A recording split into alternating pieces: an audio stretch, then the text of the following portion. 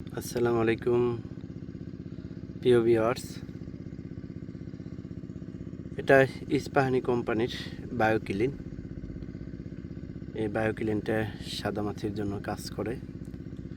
এটা একটা জৈব বালাইনাশক, আর এই জৈব বালাইনাশক দেওয়ার কারণ হচ্ছে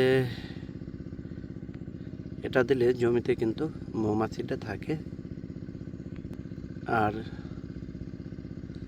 কীটনাশক ব্যবহার করার ফলে মৌমাছিটা কিন্তু থাকে না। তো না থাকার কারণে যে জিনিসটা হচ্ছে, জালি কিন্তু এখানে একটা এটা সেট হচ্ছে এবং কিছু জালি কিন্তু শুকিয়ে যাচ্ছে। আমি যদি দেখানোর চেষ্টা করি, এদিকটা কিন্তু শুকিয়ে গেছে কিছু জালি। এবং এখন যে জিনিসগুলো ব্যবহার করব সেটা হচ্ছে জৈব বালাইনাশক। একটা স্পিরিনোসাট গ্রুপের আছে, সেটাও ব্যবহার করব। আপাততভাবে ব্যবহার করবো হচ্ছে বায়োক্লিন। এই বায়োক্লিনটা হচ্ছে 1 মিলি করে দেব পার লিটারে। বিকেলের দিকে দিয়ে দেবো, আর হচ্ছে সকালে না দিয়ে, যেহেতু সকালের দিকে একটু কুয়াশা থাকে, সেহেতু সকালের দিকে ওষুধ না দিয়ে বিকেলের দিকে দেওয়াই ভালো।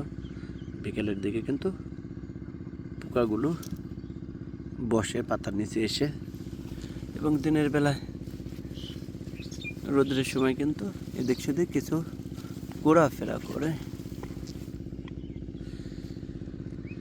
এবং মোটামুটি সতেজ গাছ এবং ভালো শসাগুলো। যেটা দেব বায়োক্লিন, বায়োপেস্টিসাইড, এটা অর্গানিক, এবং এটা দেব হচ্ছে 1 মিলি করে। বছর কিন্তু শসা সেট নিয়ে অনেক ঝামেলা। আমরা কখনো কিন্তু এরকম বায়োপেস্টিসাইড দিইনি, তো বাধ্য হয়ে দেয়া লাগতেছে, কারণ ফল সেট হওয়াটা এবছর অনেক কষ্টসাধ্য।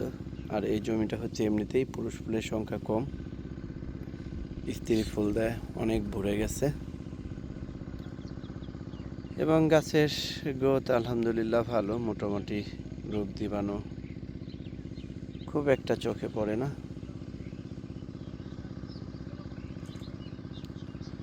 আর হচ্ছে নিয়মিত ভিডিও দেখার জন্য, আমরা চ্যানেলে নিয়মিত ভিডিও দিয়ে থাকি, তো নিয়মিত ভিডিও দেখার জন্য চ্যানেলটাকে সাবস্ক্রাইব করে দেবেন। সাবস্ক্রাইব করে দিলে কিন্তু নতুন ভিডিওগুলো প্রতিনিয়ত আসতে থাকবে, বুঝতে পারবেন যে নতুন ভিডিওগুলো আসতেছে।